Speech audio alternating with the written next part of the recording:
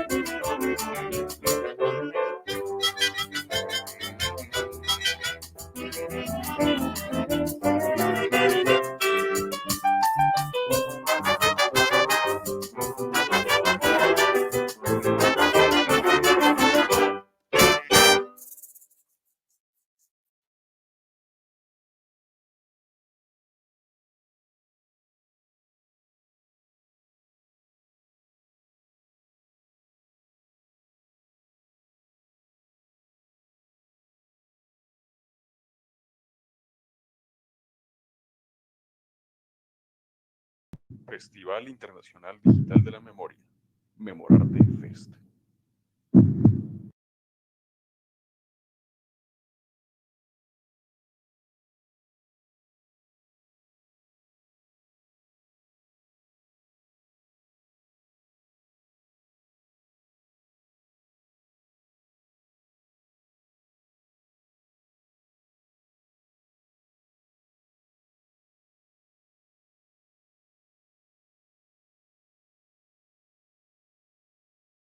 Hola, soy Roland Higuita, exiliado en Europa desde el año 2005. Esta canción, Ella y la guerra, relata algo de esas historias que han logrado sobreponerse a las afectaciones del conflicto y de la violencia. Cómo desde la dificultad se han templado y se han forjado esos propósitos de reencuentro entre parejas rotas o separadas por toda la adversidad.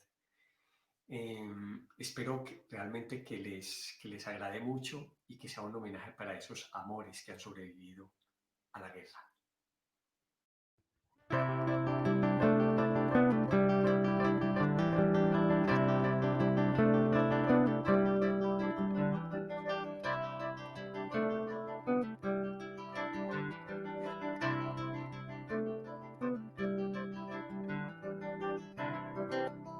Abundante siempre tu cosecha yo seré,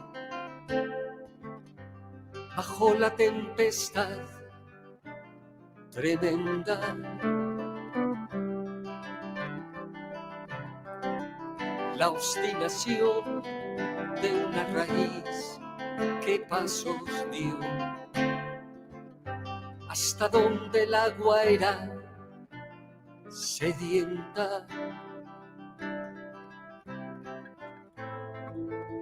No habrá desmayo, solo tu mano acariciando y tu sonrisa brillará cual fuerte semilla guardada en vos.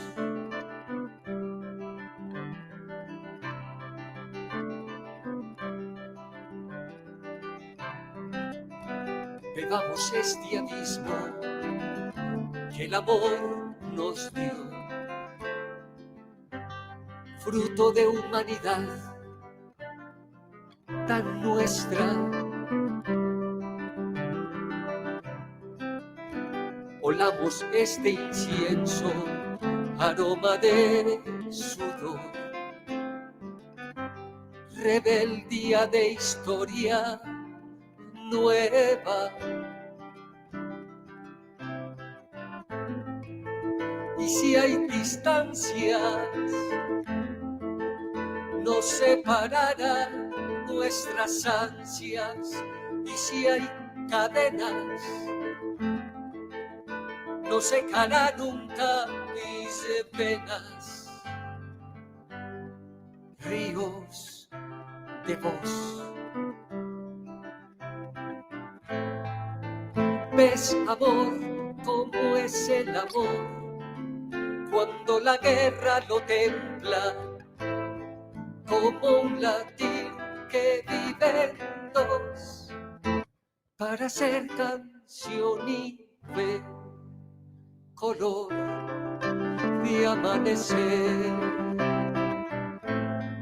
¿Ves, amor, cómo es el amor? Cuando la guerra lo templa, como un latir que vive en dos, para ser canción y fe, color de amanecer.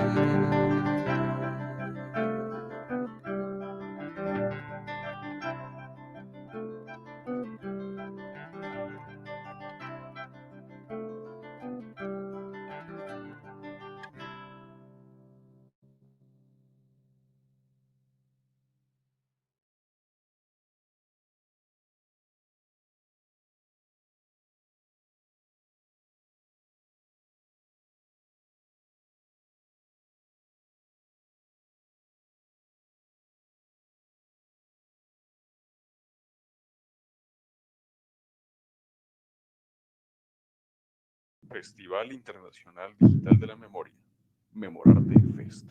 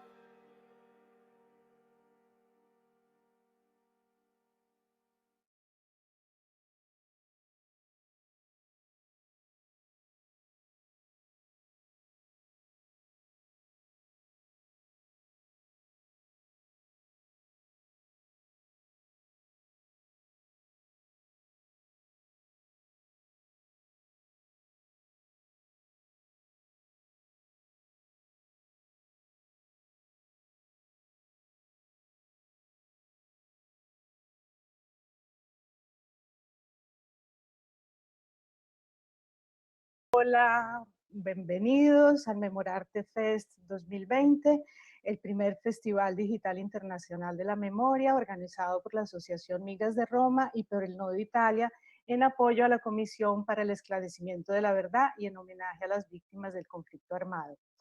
Ya estamos acabando nuestra sexta semana y tenemos hoy un invitado muy especial, el comisionado de la Macro Internacional de la Comisión de la Verdad. Vamos a hacer una pequeña entrevista con Lucia Capuzzi.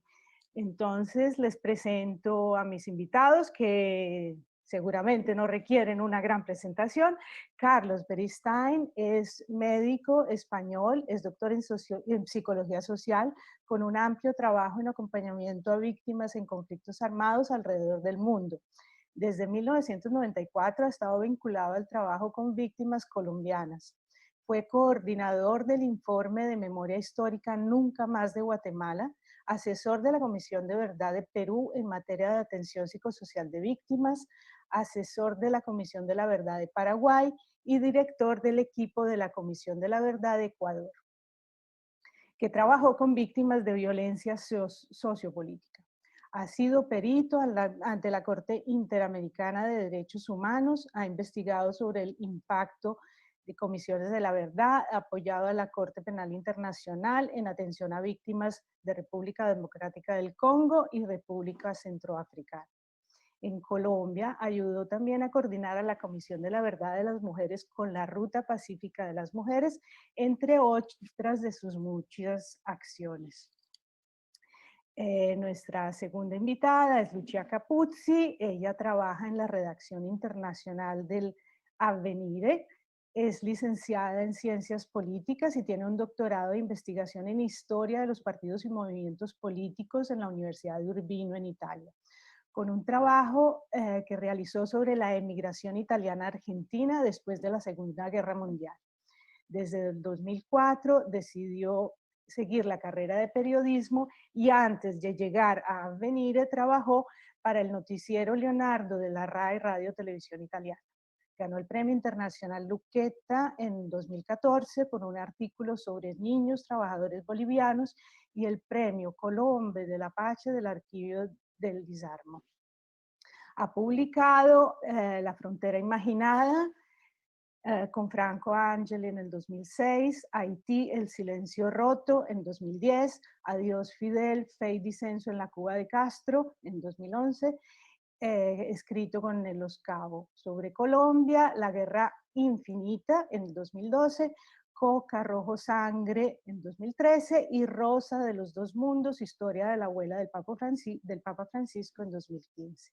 Entonces les doy la bienvenida a estas dos celebridades y le doy la palabra a Lucia para que continúe con su entrevista. Muchas gracias. Muchas gracias.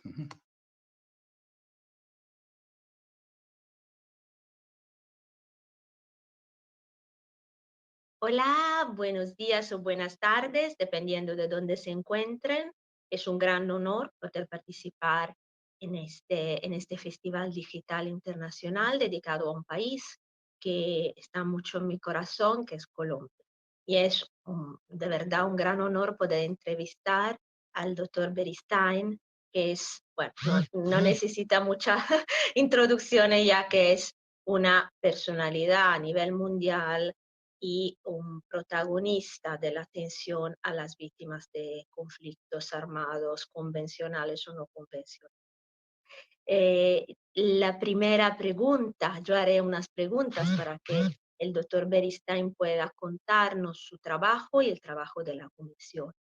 Y la primera, para que no esté muy enterado en las instituciones y en los acontecimientos colombianos, es qué es su función, su papel como comisionado de la Comisión de Verdad de Colombia, organismo que nació de los acuerdos de La Habana. ¿Qué es un comisionado y qué hace? ¿Cuál es tu trabajo en la comisión?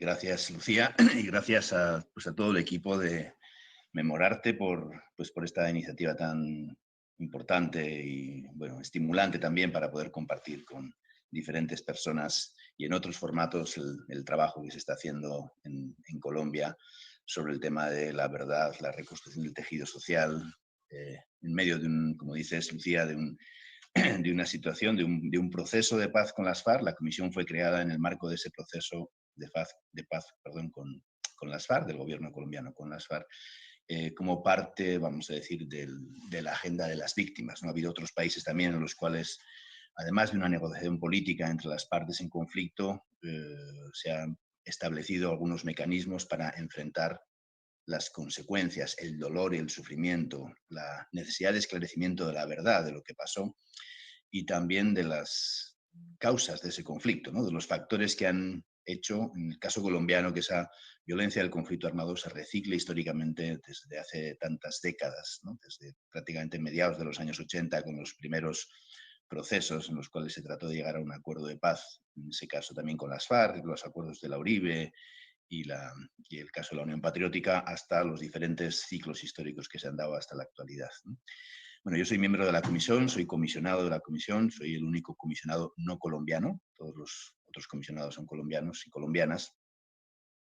Y bueno, mi trabajo como comisionado pues es, digamos, la dirección pues ético-política y de las grandes líneas de trabajo de esa comisión junto con el Pleno, ¿no? Y dentro de las responsabilidades que cada uno de los comisionados y comisionadas asume, digamos, en términos del territorio, desde el principio señalamos que hay una Colombia fuera de Colombia y bueno, yo me he ido encargando de cómo abrimos un espacio de escucha y participación para esta Colombia que tuvo que salir del país por motivos del conflicto armado. Son al menos más de 500.000 de personas que tuvieron que huir del país por dicha razón y que están desperdigados por una multiplicidad de países. Bueno, la idea es cómo abrimos un espacio en este tiempo de trabajo de la Comisión para la escucha, para la toma de testimonios, para incorporar, digamos, esas verdades que están fuera de Colombia también al trabajo de la verdad que estamos haciendo en el país.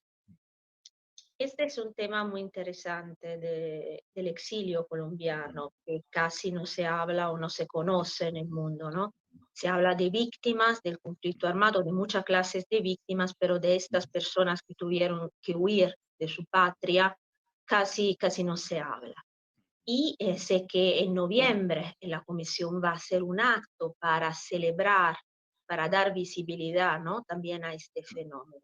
¿Qué representa que este acto? ¿Por qué decidieron hacerlo? ¿Y qué concretamente estas personas que viven fuera de Colombia pueden aportar para el esclarecimiento de la verdad en el marco de los trabajos de la Comisión? Sí. Bueno, como parte de ese trabajo, digamos, por una parte de esclarecimiento, ¿no?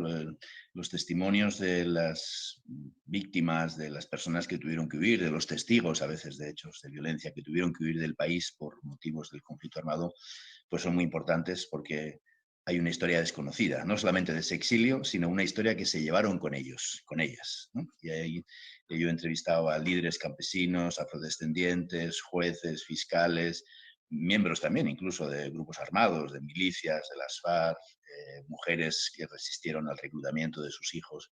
Entonces hay muchas historias de casos y de impactos del conflicto que están fuera. Y creo que el primer paso para reconstruir la convivencia, que es el objetivo también de ese trabajo de la verdad, es que tu historia cuente, que exista y cuente para algo, ¿no? Ese es digamos, el objetivo de ese trabajo con la comisión y del contacto y de la participación también de las víctimas con todas las dificultades que eso significa, pues que hemos tratado de abrir en este tiempo. Otra parte de ese trabajo tiene que ver con el reconocimiento, ¿no? Hemos hecho que nosotros, bueno, hay eventos, hay actos en los cuales se manifiesta esto, pero entendemos más esos como procesos de reconocimiento, ¿no? En la cual se pueden hacer diferentes actividades en el tiempo y también la gente tenga un espacio para participar, para tener sus propias iniciativas, para ver qué significa esa cuestión sobre el reconocimiento para ellos. La primera paso para el reconocimiento, como te digo, es que el exilio exista en el país, ¿no? Eso que tú decías de que es inexistente me parece que es clave, cómo lo hacemos visible, y eso a través de diferentes metodologías, ¿no? Estamos terminando una novela gráfica que cuenta, digamos, la historia del exilio a partir de 6 personajes de diferentes países, contada a partir de 2 jóvenes también, porque hay digamos, impactos en las nuevas generaciones todavía más invisibles sobre esto. Pues estamos escribiendo a partir de los testimonios un blog también que dé cuenta de esa experiencia del exilio, que se pueda transmitir. Y también vamos a hacer el día 13 y 14 de noviembre un evento con participación del conjunto de los comisionados y comisionadas, con participación de las víctimas de los diferentes países, ¿no? Hemos organizado, vamos a decir, grupos de apoyo en diferentes lugares, que llamamos nodos, y estamos también recogiendo las iniciativas de estos lugares, de la gente, para ver cómo podemos hacer un ejercicio que sea, primero, de una escucha más pública, ¿no? Hasta ahora hemos tomado muchos testimonios privados, obviamente con la necesaria confidencialidad. Todavía la gente tiene mucho miedo a hablar, ¿no? Todavía hay personas que te dicen, bueno, yo no quiero hablar porque mis familiares están todavía en Colombia. Hay otros muchos que han dicho, no, es tiempo de hablar, ¿no? Es hora de hablar y tenemos que hacer algo con esta historia de desprecio. Lo que queremos hacer es 2 días de un evento con diferentes partes, ¿no? Desde partes más culturales, una parte más de escucha de testimonios de las víctimas, otra parte más también de análisis del problema, ¿no? Del fenómeno, para que visibilizarlo, y que se den diferentes espacios de participación. Pensábamos hacerlo en Europa, pensábamos hacerlo en Bilbao como un punto de concentración, digamos, de la gente que pudiera venir de otros países. Pues en la actualidad, dada la pandemia, nos va a tocar hacer cosas pues muy pequeñitas en los diferentes lugares donde la gente se pueda juntar, y después pues vernos a través de estos medios y de las redes, como una forma de pues mantener este lazo que será más invisible en el caso de no poder vernos, abrazarnos, etcétera, pero que también espero que sea sentido por la gente como un compromiso con el exilio, y con una visibilización y con un respeto máximo también por la experiencia de las víctimas, ¿no? Hay muchos tipos de exilios muy distintos, ¿no? Desde los años 80 hasta todavía la actualidad. La gente sigue teniendo que salir del país por motivos del conflicto armado, y visibilizar ese conjunto de circunstancias, víctimas que han tenido que salir por parte de empujados por diferentes responsables. También la responsabilidad del Estado de no promover la protección de la gente, que la gente tenga que huir del país para defender la vida. Pues de todo eso se trata, de visibilizarlo, de dar un espacio para que las víctimas, para que los diferentes grupos puedan participar. Cada quien está preparando iniciativas de un pequeño documental, algunos testimonios, etcétera, que sirvan para que todo eso se pueda visibilizar, y para que una buena parte de la sociedad colombiana se deje tocar por esta experiencia, y también de los países en los cuales hay muchos estereotipos sobre Colombia, ¿no? Sobre Colombia igual a narcotráfico, y creo que es muy importante que el rostro humano de este profundo dolor y sufrimiento, pero también de resistencia y capacidades de la gente, se visibilice en este trabajo. En este papel de reconocimiento y de esclarecimiento del proceso histórico y de la verdad de lo que pasó, ¿qué papel están jugando estos nodos? ¿Puede decirnos algo más sobre su actividad, su papel en el marco de la Comisión de la Verdad? Sí. Mira, ha habido muy poquitas comisiones de la verdad que han trabajado sobre el exilio fuera del país, más allá de algunos testimonios puntuales. La Comisión de la Verdad del Ecuador tomó algunos pocos testimonios fuera. La Comisión del Paraguay hizo una audiencia en Buenos Aires, porque la práctica total y la mayoría del exilio paraguayo de la dictadura de Stroessner estaba en Argentina. La Comisión de Liberia trabajó en algunas ciudades de Estados Unidos para tomar testimonios de gente que se había refugiado en varios lugares de ese país, a través de una organización que se llama Abogados por los Derechos Humanos, que fueron los que hicieron el trabajo, vamos a decir, para la comisión, ¿no? En el caso de Colombia, el exilio es un exilio muy desperdigado por el mundo, ¿no? Estamos en 23 países en los cuales hemos hecho ese ejercicio de escuchar, tomar testimonios a las víctimas, ¿no? Y los nodos son espacios de participación, ¿no? Espacios de grupos de apoyo para el trabajo de la comisión, que se han ido organizando en función de 3 objetivos, ¿no? Uno, el acompañamiento, digamos, a la paz como objetivo de todo este proceso, ¿no? Y el apoyo al proceso de paz. La segunda cuestión es la verdad como parte del camino para la construcción de la paz, ¿no? Y esa es una parte fundamental. Y la tercera también con la necesidad de visibilizar el exilio, ¿no? Y en esos nodos participan víctimas, sobrevivientes, participan organizaciones que hacen acogida a refugiados, ¿no? A desplazados, a diferentes lugares. También organizaciones que han trabajado sobre los temas de la construcción de la paz en general o sobre el caso de Colombia en particular, ¿no? Entonces son pequeños grupos de apoyo en diferentes lugares que hacen ese trabajo de pedagogía, difusión, ¿no? Bueno, este trabajo ahora de este Memorarte Festival, ¿no? De iniciativas de difusión, algunos actos públicos que se han ido haciendo en diferentes lugares, también son nodos que se han involucrado en la toma de testimonios, ¿no? La comisión no puede trabajar con una organización como fue Liberia, que fue la que hizo el trabajo, vamos a decir, fuera en Estados Unidos. La comisión, vista la multiplicidad y también la necesidad de abrir un espacio de participación, ¿no? De que esto no puede hacerse en paracaídas, llegando a un país o llegando a otro lugar, tiene que activar los mecanismos de participación, abrir un espacio para la gente. Hemos hecho también, pues, cerca de 12 capacitaciones para la toma de testimonios en diferentes lugares del mundo. Pues la última la hicimos en Brasil, la estamos haciendo en Brasil en medio de la pandemia porque justo no pudimos viajar allá el día que se cerraron los aeropuertos, pero hemos trabajado en casi todos los otros países donde hay un número significativo de población colombiana, entonces también formando equipos que puedan hacer ese trabajo de escucha.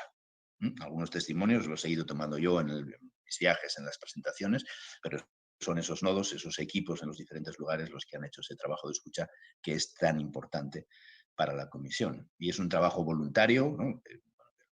Y que, pues que gracias a ese trabajo hemos podido recoger hasta ahora 1000 testimonios de las víctimas, ¿no? En un contexto bien complicado, bien difícil, del que se está viviendo en el país, el que se está viviendo con la pandemia. Y bueno, es un logro muy importante, pues gracias a ese compromiso de la gente, ¿no? En el exilio la gente ha tratado de dejar atrás muchas veces una experiencia muy dolorosa, ¿no? Porque uno tiene que, el desarraigo es un impacto muy duro, ¿no? Y tiene que además concentrarse en integrarse en un país nuevo, a veces con un idioma que no conoce, empezar de cero, ¿no? Empezar no de los pedazos, como me han dicho mucha gente, sino desde las cenizas, ¿no? Y eso supone, dejar atrás muchas cosas. El espacio de la comisión es un tiempo también para poder hacer cosas para las que nunca hubo tiempo, ¿no? A veces no hubo tiempo de hablar ni en la familia siquiera de lo sucedido y bueno, eso es una posibilidad que para la gente que quiera participar pues se abre ese camino y que hagamos una cosa que sea constructiva para las víctimas que están fuera, para el exilio y también para Colombia. ¿A qué punto está la recolección y recompilación de testimonios y de material dentro y fuera del país? Mira, hasta ahora hemos recogido unos 10.000 testimonios, que son testimonios entre 2 a veces más horas de conversación con las víctimas. 80% de esos testimonios son de víctimas, el resto son de testigos clave, de personas que han acompañado procesos, también hay testimonios de responsables, ¿no? Hemos pasado una fase muy intensa de ese ejercicio de escucha en los diferentes lugares de Colombia, ¿no? Y del país. 10% de los testimonios que ha tomado la comisión son testimonios en el exilio. Eso da cuenta del énfasis, del impacto y de un resultado pues, muy positivo, creo que en este tiempo. Justo cuando estábamos, digamos, en el momento más, con todos los motores en marcha, con toda esa capacidad de escucha en el país y fuera del país actuando, pues llegó la pandemia y nos obligó a parar, ¿no? En estos meses de la pandemia pues nos hemos dedicado mucho al análisis de lo que ya hemos recogido y también hemos seguido recogiendo muchos testimonios, incluso vía online, cuando no ha sido posible personalmente, hemos recogido muchos testimonios, también yendo a buscar informaciones específicas, ¿no? Testimonios clave que nos ayuden a completar la información que ya tenemos.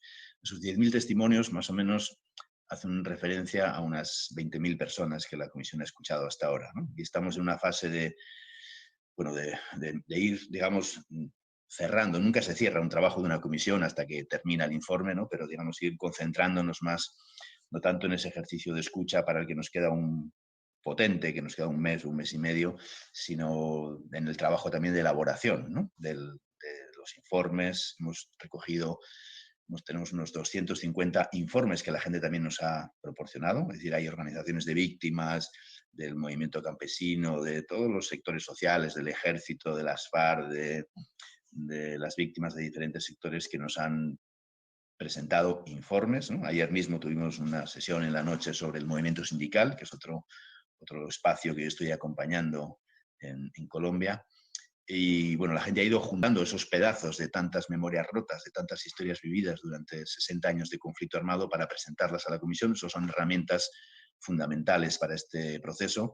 Y también hemos hecho en los últimos tiempos, pues aprovechando las circunstancias y tratando de convertir esas limitaciones en oportunidades también, pues entrevistas públicas a través de Internet, a través de YouTube, eventos que permitan poder escuchar, ¿no?, otras voces sobre la desaparición forzada, sobre el secuestro, sobre las víctimas de minas, sobre las víctimas de violencia sexual, sobre el impacto en la población indígena o afrodescendiente, el movimiento campesino, como una forma de, como una vez nos dijo una mujer de El Salvador, cuando yo le pregunté ellas para qué querían una comisión de la verdad en El Salvador, me dijo, mire, nosotras sabemos, las víctimas sabemos lo que nos ha pasado. Ellos saben, los responsables saben lo que ha pasado. Lo que queremos es que la sociedad sepa. Un informe de la comisión es para las víctimas, pero también es para que la sociedad sepa, ¿no? Y el proceso un poco en el que estamos trabajando también es un proceso para que en el camino esas cosas se puedan conocer, se puedan saber, y eso ayude también a procesar el enorme impacto que esa guerra ha tenido en el pueblo colombiano. Según usted, ¿la sociedad colombiana está preparada para recibir la verdad? Es decir, durante mucho tiempo una parte de la sociedad colombiana quiso como remover el conflicto armado, incluso no se podía hablar de conflicto armado, y todo lo que pasaba en la que se llamaba la selva se quedaba allá, ¿no? Para no ver, para no sentirse parte de este proceso. Y incluso el trabajo de la comisión ha sido cuestionado por una parte de la sociedad que dice es como reabrir viejas heridas. Según usted, ¿cómo se puede ayudar? ¿Está preparada ahora? ¿Qué se puede hacer para que la sociedad empiece a recibir y a trabajar con esta verdad?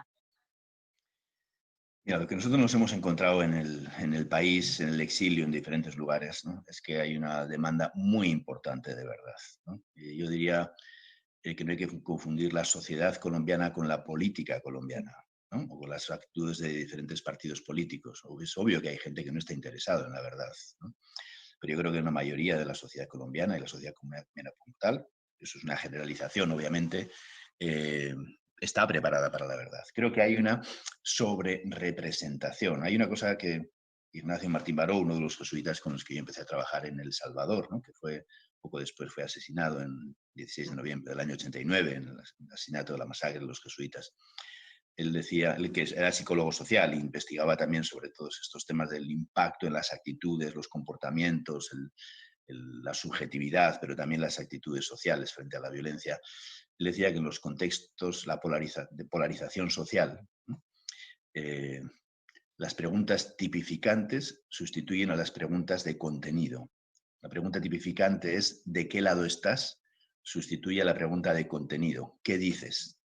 Entonces ya no se discute de lo que dices, de lo que pasó, sino se discute de qué lado estás. Si tú estás a favor o en contra de este político, de este sector, de esta ideología, etc. Y esos son intentos de secuestrar el debate sobre la verdad y sobre la reconstrucción del tejido social, ¿no? Aquí no se trata de qué lado está nadie, ¿no? Se trata de que el enorme impacto que ha tenido el conflicto armado tiene que tener un punto, un espacio central en la reconstrucción de ese tejido social, y el primer derecho que tienen las víctimas es el derecho a vivir sin miedo, y el segundo derecho, yo diría, es el derecho a la palabra, ¿no?, el derecho a poder contar lo que les ha pasado, ya que eso sea parte de esa historia colectiva, ¿no?, y las víctimas no queden de nuevo en la cuneta de la historia, ¿no?, al lado de la historia, porque su historia no siempre la historia la van a contar otros, ¿no? Bueno, eso también va a suponer debate político, por supuesto que sí. Como tú decías antes, incluso hace unos meses empezó ya una especie de campaña en contra de la comisión, acusándonos de ser como tener nexos con la guerrilla, o sea, estereotipos y absurdos. Bueno, no son absurdos porque tienen una intención, pero vamos, con ideas absurdas sobre la legitimidad de la comisión y sobre los comisionados y comisionadas, que no tenemos que probar, entre comillas, a estas alturas de la vida con ese tipo de acusaciones. y que no nos pueden desviar del camino que tenemos que hacer, ¿no? Tenemos demasiadas cosas que hacer, hay cosas que la gente está esperando que son importantes. La sociedad yo creo que está mucho más preparada que la política colombiana, pero la política colombiana tendrá que cambiar, porque precisamente ese ha sido uno de los problemas que ha perpetuado también el conflicto armado interno durante tantos años, ¿no? Colombia ha tocado la esperanza de un cambio muchas veces, ¿no? Lo tocó durante el proceso con Belisario Bentancur en los años 80 y el intento de una negociación que diera lugar a ese espacio político de la Unión Patriótica, que generara participación y que la democracia sustituyera las armas, ¿no? Que es el punto fundamental. ¿Cómo separamos las armas de la política? Ese es un punto clave para Colombia, para todos los lados y situaciones, ¿no?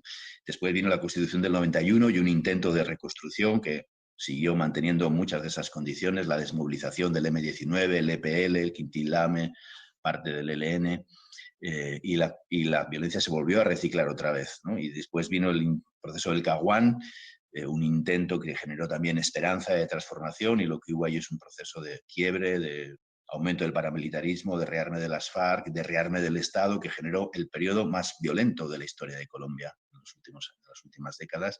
Después vino el proceso con los paramilitares en 2006, 2008, y un reciclamiento también de esos grupos paramilitares con otros liderazgos, ¿no? Después de la desmovilización de las AUC.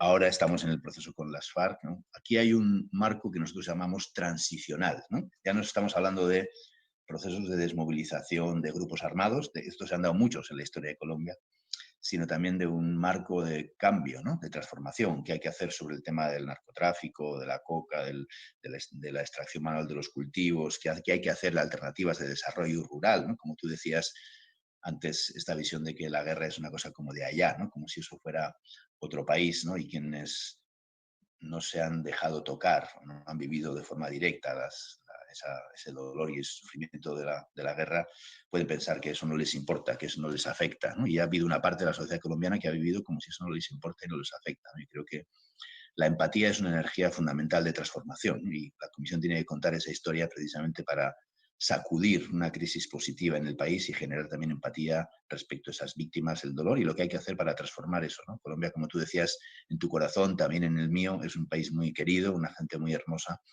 y sin embargo también muy, digamos, con un enorme dolor y sufrimiento que no es justo que siga viviéndose todavía en la actualidad. Justamente por eso, ¿no? Los acuerdos de La Habana suscitaron en el mundo, no solo en Colombia, una ola de esperanza, ¿no? Todo el mundo pensaba que esa vez era definitivo y que Colombia iba a empezar, por lo menos empezando, una historia nueva. Estos años han mostrado que lamentablemente la violencia resurge de formas nuevas o formas viejas que se reciclan en lo nuevo, es difícil decirlo. ¿Cómo va el proceso de paz? Se habló mucho del asesinado masivo de los líderes comunitarios. ¿Qué está pasando efectivamente? Y si este proceso es de verdad irreversible, como todos esperamos en 2016 y seguimos esperando.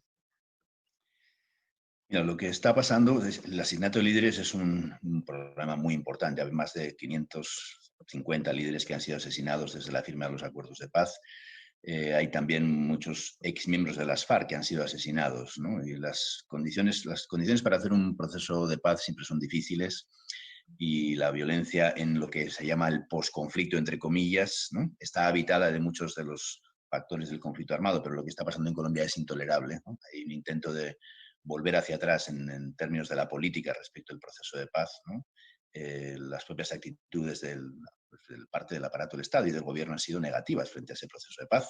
Ayer mismo el partido del gobierno presentó un proyecto de ley para terminar con la JEP, la Jurisdicción Especial para la Paz, que es, digamos, la institución hermana de la Comisión en el marco de ese proceso. Y bueno, todo ello muestra las resistencias frente al cambio, ¿no? Y no se sale fácil de una guerra de 60 años y no se sale de esa guerra si no hay un viento social y político favorable hacia ese proceso de reconstrucción, y estamos en una situación de un enorme desafío, ¿no? O sea, o volvemos otra vez hacia atrás, ¿no? O se consolida ese proceso de paz y ese trabajo de la verdad y de la justicia ponen, digamos, el marco en el que ese proceso se va a dar, que viene dado también por el propio acuerdo de paz, ¿no? Hay que sostener ese acuerdo de paz, esa es una herramienta fundamental. Eso se ha convertido en parte de la disputa de estar a favor y en contra, como si eso fuera un partido de fútbol, ¿no? Y bueno, eso es una banalización de lo que Colombia necesita y del enorme esfuerzo que se ha consolidado en ese marco, ¿no? La politización de todas esas cosas en función de una estrategia electoral para ganar votos y para tener el poder ha sido la peor receta en muchos de los países, ¿no? Un acuerdo de paz es un marco de consenso general sobre las transformaciones también básicas que el país necesita. La campaña del plebiscito en el que ganó el no por 60.000 votos, con un 62% de la población que no votó, de todas maneras, de abstención, ¿no? Cuando al jefe de campaña le hicieron una entrevista sobre que había sido la campaña más difícil que habían hecho durante mucho tiempo, el jefe de la campaña dijo: no, es la campaña más fácil que hemos hecho, ¿no? Contratamos a 2 asesores, un panameño y un brasileño, que nos dijeron que lo que había que hacer era usar la rabia contra el gobierno. No se trataba de discutir la paz, no se trataba de discutir el acuerdo de paz, ¿no? Si la política se convierte en un eslogan al que te apuntas. Y eso es una banalización de algo tan enormemente importante para Colombia y clave en términos también de la comunidad internacional, el apoyo al proceso de paz y lo que hay que seguir haciendo para consolidarla. Estamos en un momento crítico y el apoyo internacional es fundamental para que no se den pasos atrás en un contexto de, como digo, pues muy difícil e intolerable desde el punto de vista de las condiciones para hacer un proceso como el que estamos viviendo, ¿no? Sigue habiendo, ayer mismo hubo asesinato de líderes, algunos líderes de campaña política, y todas esas cosas no pueden estar pasando en Colombia, son inaceptables y tenemos que proteger ese proceso para poder avanzar a una Colombia distinta. ¿Qué podemos hacer los colombianos y no colombianos del exterior que estamos comprometidos con la paz de Colombia y queremos ayudar para sostener este proceso de paz, para que este proceso de paz verdaderamente siga caminando y siga transformando el país? Vivimos en un momento en que es difícil imaginar el futuro de Colombia, bueno, el futuro de buena parte del mundo, pero creo que los que trabajamos y que seguimos acompañando los acontecimientos de Colombia, no podemos dejar una responsabilidad de seguir, intentar acompañando. Además, el proceso de paz colombiano fue acompañado desde el principio de la comunidad internacional. Entonces, la gran pregunta es, ¿qué podemos hacer del exterior para ayudar a que este proceso siga? Mira, el acompañamiento internacional, Lucía, es fundamental, ¿no? Nada se hubiera, como tú has dicho antes, el proceso no hubiera podido avanzar sin el apoyo internacional de numerosos gobiernos que apoyaron desde los lugares para que se iniciaran las primeras conversaciones, hasta un viento a favor, ¿no?, de ese político frente a un contexto pues de bloqueo histórico que se estaba dando en el país. Eso ha sido fundamental, ¿no? Las instituciones del sistema, por ejemplo, no se hubieran podido mantener, incluso ni económicamente ni políticamente, sin un apoyo internacional también de los países, de las embajadas, etcétera, ¿no? Y no hay que dejarle a Colombia sola en este proceso. El proceso es de Colombia, obviamente, y tiene que darse en Colombia, pero no hay que dejarle sola a Colombia. Hay que promover, digamos, actividades, acciones que ayuden a acompañar, a visibilizar. Lo peor que le puede pasar a Colombia es que se deje de hablar del país, que se deje de hablar del proceso de paz, o que se hable de una manera tópica, ¿no? Yo cuando fui a Colombia la primera vez, mis amigos me dijeron: ¿cómo vas a Colombia si aquí no hay quien lo entienda, ¿no? Y nosotros inventamos una frase que decía: Colombia es un conflicto complejo, no confuso, ¿no? Y hay que pasar de la confusión a la complejidad, ¿no? Y eso significa, entonces, bueno, cómo acompañamos también desde fuera. No nos dejamos llevar por esa idea, primero de invisibilización y después una idea de la imposibilidad, ¿no?, de la impotencia aprendida. No hay nada que hacer, ¿no? Colombia es así, entre comillas, la cultura de la violencia, etc. Todas esas explicaciones tópicas, ¿no?, que al final dejan las cosas como están. La Comisión necesita ese acompañamiento internacional, eso ayuda a proteger el espacio, visibilizar las acciones también cuando se acerque el trabajo de la presentación del informe, ambientar internacionalmente el trabajo de la Comisión, promover la difusión, los hallazgos que la Comisión establezca en su informe. Eso va a ser una herramienta fundamental para seguir empujando ese proceso de paz y no dejar que las fuerzas más oscuras, ¿no?, interesadas en que esa guerra continúe, ¿no? Alguien saca beneficio de esa guerra, la gente nos ha dicho quién se beneficia de todo esto, ¿no? Investiguen y díganos también cuáles son los beneficiarios de todo ese proceso, porque eso es también lo que hay que cambiar, ¿no? Si no, el nunca más es un deseo bien intencionado, tiene que convertirse de un deseo bien intencionado en una política de transformación, ¿no? Y ese apoyo, pues, de los diferentes países, ese trabajo del exilio, ese trabajo de las víctimas que están fuera, ese trabajo de difusión, esa cara, otra cara del país que uno puede ver en muchos países trabajando con la gente colombiana, es fundamental para empujar. Un informe de una comisión es una herramienta para los siguientes 20 años. Es un punto de partida, no va a ser un punto final del trabajo, ¿no? Y el trabajo que va a seguir teniéndose que hacer ya con nuevas herramientas, ojalá relevantes para ese proceso y otra vez, y esperamos que ojalá en un contexto político diferente, aun con todas las dificultades, pues son la esperanza para el pueblo. No puede ser que el futuro para Colombia sea más guerra, más pobreza, más miseria, más guerra. Eso es el peor escenario para Colombia y creo que pues, necesitamos empujar en esa dirección, ¿no? ¿Cuándo presentarán el informe final de la comisión? El informe se presentará, el mandato de la comisión termina el 28 de noviembre del año 2021. Pues muy probablemente sobre esa fecha presentaremos el informe. Hubiéramos querido presentarlo, la idea inicial era presentarlo antes, pero bueno, hemos tenido obviamente un contexto muy difícil de la continuación del conflicto armado, ¿no?, que hace que las condiciones de seguridad para trabajar en muchos lugares del país pues sean difíciles, ¿no? Hemos tenido que hacer, bueno, 2 comisionados han muerto también en el camino, ¿no?, desgraciadamente, Alfredo Molano y Ángela Salazar. Y han sido unas pérdidas considerables para la comisión, aunque tenemos nuevos compañeros que están trabajando con nosotros también como comisionados en este tiempo. La pandemia pues, ha frenado muchas cosas, ¿no? Nos ha obligado a replantear todos los mecanismos de trabajo y de toma de testimonios y de trabajo colectivo. Y el informe se presentará en noviembre. Antes no se va a poder presentar, pero habrá un trabajo que hacer después con todo eso para adelante. De aquí a noviembre, ¿no?, del 2021 falta un año más o menos. Aparte la pandemia que nos está afectando a todos, ¿cuáles factores están ayudando el trabajo y cuáles los están obstaculizando todavía? ¿Cuáles son los mayores obstáculos al trabajo de la Comisión de la Verdad? Los mayores obstáculos son, por una parte, la continuación del conflicto armado. Ese es el más importante, diría yo, ¿no? La paz, siempre nosotros decimos, es un camino que hay que ampliar y que hay que profundizar, ¿no? Y eso va a ser parte de la tarea de ahora y de más adelante, ¿no?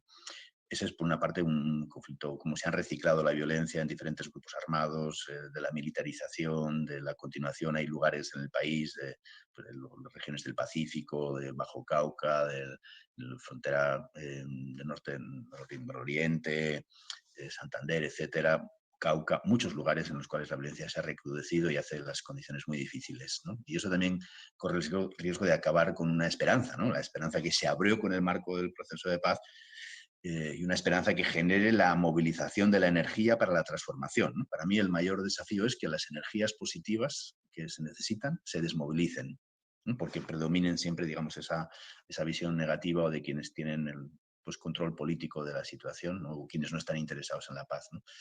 Y por otra parte, no es fácil salir, como decía, de un conflicto armado de 60 años. La pandemia es un obstáculo ahora mismo para poder hacer ese trabajo de una manera con mayor libertad, ¿no? Y las actitudes políticas contrarias a la paz y contrarias a la verdad, ¿no?, que tratan de manipular, tener una visión sesgada de la realidad, imponer una versión de la historia, todavía siguen estando presentes y son amenazas serias sobre ese proceso, ¿no? Y para ello, pues decía antes que el acompañamiento internacional también es muy importante. Una cosa es que la Comisión haga bien su trabajo, pero también se necesita un acompañamiento desde fuera, entre otras cosas porque en Colombia se juegan muchas cosas para América Latina y para el mundo, ¿no? Y que este proceso salga adelante, no solamente en términos de las lecciones de cómo salir de un conflicto armado, sino también en términos de la convivencia política en América Latina y en el mundo. Me parece que lo que pasa en Colombia va a ser determinante para otros muchos países y sectores. En este sentido, también una de las críticas más frecuentes que se hacen al proceso de paz colombiano es una paradoja, ¿no? Porque se dice que la verdad no va a promover la justicia, ¿no? Que hay como un intento de borrar todo lo que pasó y de responsabilizar los culpables a través de este sistema de justicia transicional o justicia restaurativa que fue aplicado por primera vez de manera masiva en el Sudáfrica después de apartheid, ¿no? Ustedes trabajan específicamente para que la verdad sea reconstruida, sea conocida, sea reivindicada. ¿Y cómo viven estas críticas de que esta verdad no va a servir para nada porque los culpables, los responsables van a salir libres, no van a una celda, no le va a pasar nada? ¿Y cómo viven estas críticas que incluso del exterior pueden parecer tengan cierto sentido, ¿no? Es normal que cada uno, después de un conflicto tan duro, tan violento, quiera ver los responsables en una celda. ¿Cómo van a responder a esas críticas? Bueno, yo creo que en el marco del proceso de paz, ¿no? Digamos, la arquitectura del propio acuerdo y la participación de muchas víctimas, ese es el primer proceso de paz, yo diría, que ha tenido una amplia participación de las víctimas, que han sido escuchadas incluso en la mesa de La Habana para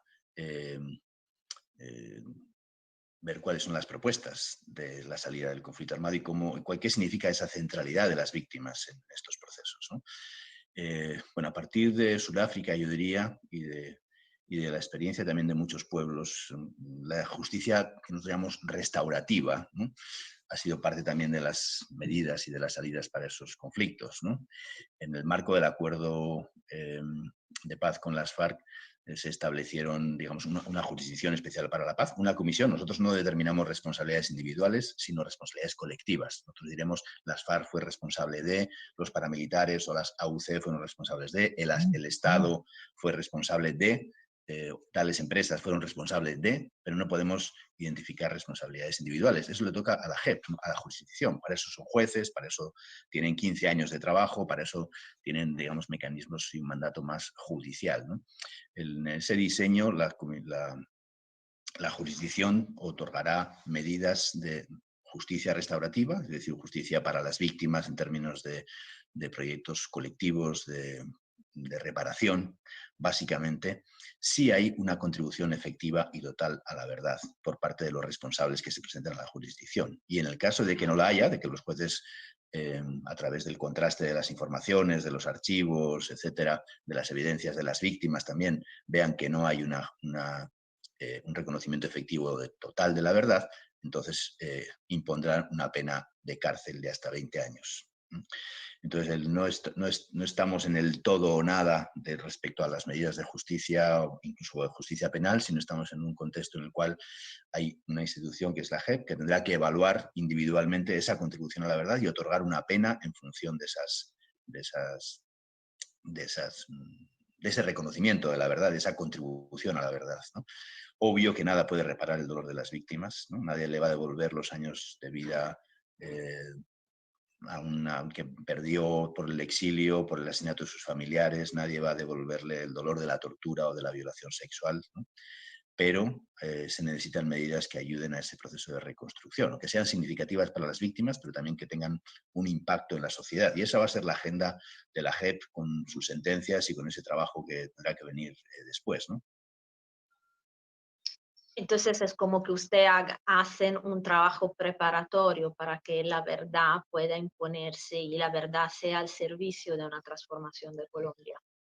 Bueno, hacemos un trabajo básico, extrajudicial, y con un informe que, como digo, tendrá que tener un recorrido para los próximos 20 años para la Colombia que viene, ¿no? Para la Colombia que ya está aquí también, ¿no? Para esa Colombia de los jóvenes que están pidiendo paso, ¿no? Los políticos muchas veces creen que son dueños del tiempo, ¿no? Y el tiempo les pertenece a las nuevas generaciones, y eso es esa es la orientación del trabajo de la comisión. Después de esa verdad, que será la verdad, porque la verdad judicial es una verdad caso por caso. ¿no? Los cuales hay que otorgar, digamos, a pesar de que la JEP trabaja por lo que ellos han llamado macrocasos, nosotros trabajamos por lo que hemos llamado patrones de violencia, ¿no? Que ayudan a explicar un conjunto de acciones. Y eso para nosotros es lo fundamental. Son dos verdades complementarias, ¿no? Las medidas de reparación. Nosotros no tenemos capacidad de imponer sanciones ni medidas de reparación. Podemos hacer propuestas y recomendaciones al país. Eso estará en nuestro informe. Pero obviamente en términos de acciones judiciales será la JEP la que tenga que determinar cuáles son las acciones que los responsables que colaboren con la jurisdicción, tanto de las FARC como del aparato del Estado o terceros que se presenten. Terceros se llaman en Colombia, digamos, a empresarios o políticos, que se presenten para reconocer esa verdad, pues será parte de las medidas que se vayan a desarrollar en el futuro, ¿no? La Comisión hará sus recomendaciones también, habrá un comité de seguimiento de las recomendaciones de la Comisión que tiene que ponerse en marcha cuando termine la comisión, porque eso es un problema que han tenido otras comisiones que han terminado su trabajo y ahí no ha habido institucionalidad para empujar la agenda que las comisiones dejan. En este caso se tiene que crear un comité de seguimiento que tenemos que diseñar y crear antes del fin del mandato de la comisión y que será un puente para esos pasos que habrá que seguir dando en el futuro. En esta posibilidad de llegar a una verdad, usted decía antes, el conflicto colombiano es complejo, no es confuso. Pero mucha gente, incluso del exterior, pero también en el interior del país, piensa que es tan compleja la violencia, los patrones que se mezclaron, violencia política, económica, social, de todas formas, que sea muy difícil llegar a una verdad histórica. ¿Hay una posibilidad que esta verdad llegue efectivamente, ayude a esclarecer, sea inclusiva y ayude a explicar, no solo a juzgar los diferentes responsables? ¿Se puede efectivamente llegar después de 60 años de conflictos a una verdad que ayude a explicar lo que pasó, lo que está pasando y que ayude a transformar el futuro? No, yo estoy convencido que se puede, ¿no? Obviamente no es una verdad caso por caso que pueda explicar todos los casos, ¿no? Por eso nosotros, digamos, hablamos siempre desde el principio de estos patrones de violencia, ¿no? Que se han reproducido a lo largo de los años, y también hablamos también de los factores de persistencia del conflicto armado, qué es lo que ha hecho que eso se recicle en diferentes momentos, persista en diferentes momentos. Ahí es donde está puesto el foco de la comisión, y para ello hacemos, no solamente leemos informes o de diferentes sectores o toda una amplia producción sobre la violencia que se ha hecho en Colombia. Para eso también escuchamos en profundidad a las víctimas, porque creemos que ahí hay muchas claves de cómo eso se ha reproducido, y también ese ejercicio de escucha es fundamental para la sanación, vamos a decir, del país, y para también que una parte del país que no ha escuchado esto, no se ha dejado tocar por esto, se puede hacer, porque ese es un factor de persistencia, ¿no? Esas memorias defensivas, ese pensar que las víctimas son mis víctimas con las que yo me identifico y que el otro no existe, los otros son guerrilleros, los otros son tal o son cual, ¿no? Esos estigmas, la estigmatización, el señalamiento, ha sido una potente herramienta de reciclar el conflicto, ¿no? Y de extender el conflicto a muchos diferentes sectores sociales, ¿no? 90% de las víctimas de ese conflicto armado son civiles, ¿no? Y eso no es una casualidad, ¿no? Eso es que el tejido social se ha convertido en parte del objetivo militar, y eso es lo que no puede seguir pasando en el país, ¿no? La dinámica militar del conflicto armado es un 15% del conflicto armado, ¿no? El enfrentamiento entre los grupos armados es un 15%, el resto. Y estamos convencidos de que ahí están las claves, ¿no? Y que eso es lo que se necesita hacer, sabiendo que la comisión llegará hasta un punto, podrá explicar muchas cosas, ojalá. Habrá otras que tal vez queden, que digan, bueno, sobre esto no tenemos las pruebas, pensamos que las cuestiones han ido por aquí, pero no tenemos los elementos de prueba sobre ellos, vamos a ver, ¿no? Una comisión no puede opinar lo que le parece, ¿no? Tiene que tener las pruebas y los elementos, digamos, el tipo de análisis con la necesaria consistencia para que eso... Sabemos que va a haber gente que lo va a negar, va a decir que eso no es así, etcétera. Eso ha pasado en toda la historia, todas las comisiones de la verdad. Pero también me parece que es importante que sea una verdad que haga que Colombia se mire al espejo, ¿no? Y que la imagen que le devuelve sea una imagen, por una parte, del horror que no se puede vivir, y por otra parte de la belleza de ese pueblo que necesita esa transformación, ¿no? Usted en su recorrido personal y profesional ha trabajado en muchísimas comisiones de verdad, creo en las más importantes de este tiempo. ¿hay una diferencia, hay una especificidad más que diferencia de esta comisión colombiana que usted notó? Mira, todas las experiencias de comisiones han ido alimentando de las experiencias anteriores, ¿no? Digamos, en términos de la dificultad de esta comisión, a diferencia de otras, ¿no? En términos, vamos a decir, que hacen las cosas más difíciles, ¿no? En otras comisiones de la verdad, antes hubo una crisis que abrió un espacio para la creación de la comisión. Si no, por ejemplo, el caso argentino-chileno, sí cayeron las dictaduras y eso abrió el espacio para generar la comisión, la CONADE, por ejemplo, en Argentina, o la Comisión de Verdad y Reconciliación en el caso de Chile. En otros países ha habido también una crisis de legitimidad, en el caso centroamericano, del Estado de El Salvador o Guatemala, que abrieron el espacio para hacer ese trabajo. En este caso no ha habido ese factor de crisis clave para el país, pero me parece que la experiencia de la Comisión se alimenta de otras muchas. Estamos aprovechando parte de cosas que se hicieron en el Perú, que se hicieron en Sudáfrica, que se hicieron en Guatemala, ¿no? El proyecto REMI Guatemala Nunca Más, que yo coordiné, que puso en el centro la verdad de las víctimas y la historia de las víctimas. Esta comisión tiene la enorme dificultad que está trabajando en un contexto de una violencia que continúa, en un marco de un proceso de paz que hay que consolidar, de una paz que hay que extender, y eso es un desafío que no han tenido otras comisiones de la verdad. Y, por otra parte, es una comisión que tiene una presencia en los territorios, tiene 28 casas en los territorios para acercar ese trabajo en las diferentes regiones. Hay una situación en la cual la violencia para la construcción de la paz pasa por lo territorial, pasa por lo étnico, pasa por lo campesino, y esa es una diferencia fundamental tal vez con el trabajo de otras comisiones. En conclusión de esta entrevista, yo quería hacerle como última pregunta, usted como comisionado de la Comisión de la Verdad, en este tiempo de trabajo, ha trabajado con muchísimas víctimas, ha recompilado ya miles y miles de historias importantes y fundamentales, y quería preguntarle si hay una historia o hay un momento, un encuentro con una de esas víctimas que la impactó. Me imagino que todas las historias de víctimas son impactantes, cada una en sí misma, pero si hay una historia de una víctima o de unas víctimas que la han impactado y que nos puedan ayudar también a cerrar este encuentro con un momento de esperanza por el futuro de Colombia. Hay muchos testimonios que me han impactado, pero te voy a contar un par de cosas, ¿no? El primer testimonio que tomó la comisión, ¿no? Lo tomé yo y lo tomé en el exilio. Ese fue el primer testimonio que se tomó, ¿no? Y cuando todavía estábamos avanzando en Colombia, ¿no? En la Colombia dentro de las fronteras, en cómo íbamos a hacer todo eso, etcétera, ya empezamos a trabajar fuera.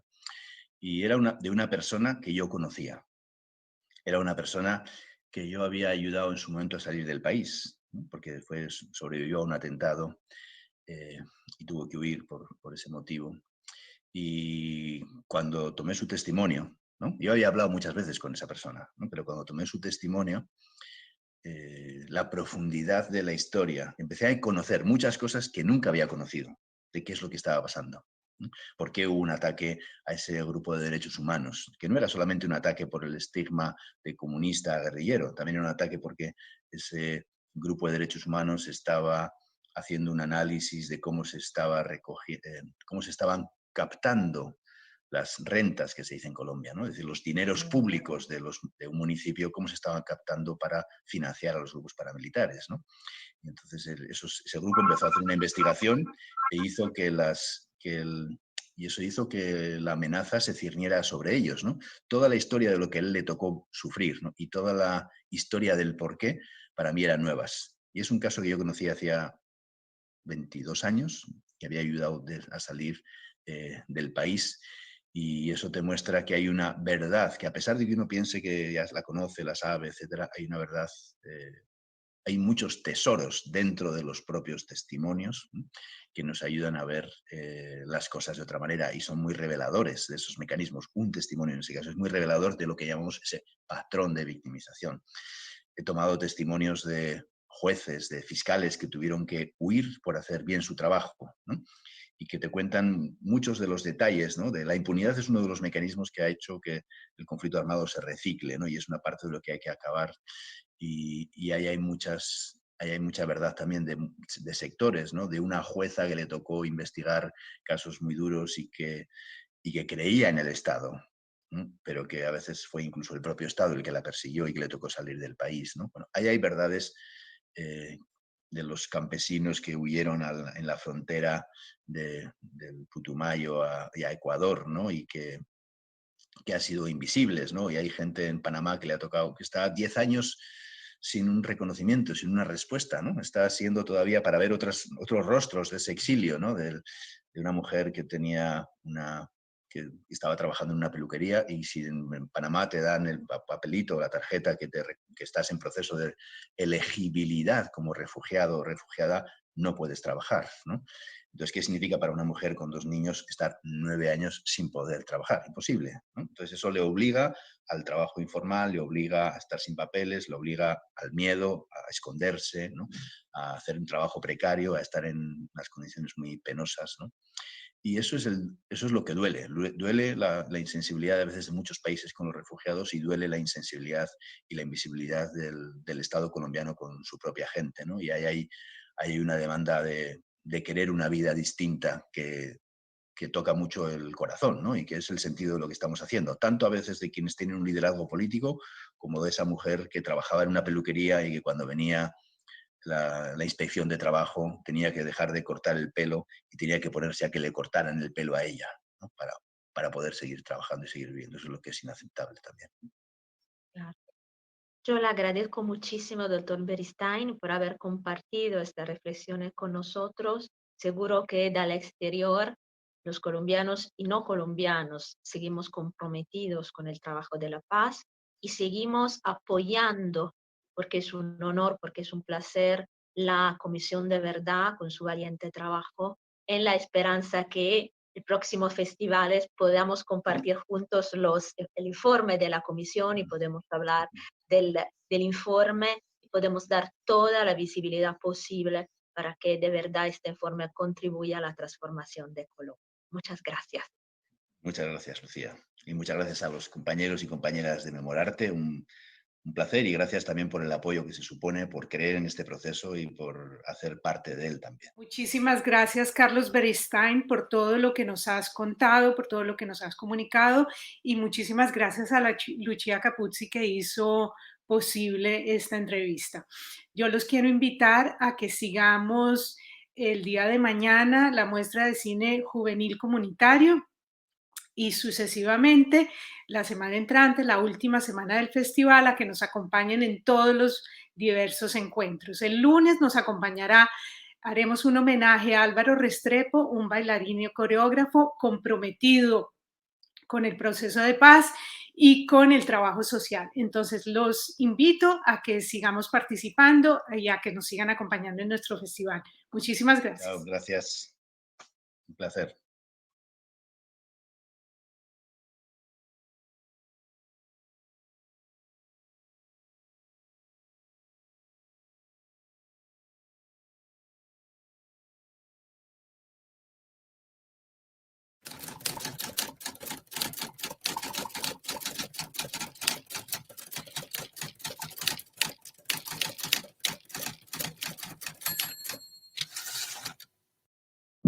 Festival Internacional Digital de la Memoria, Memorarte Fest.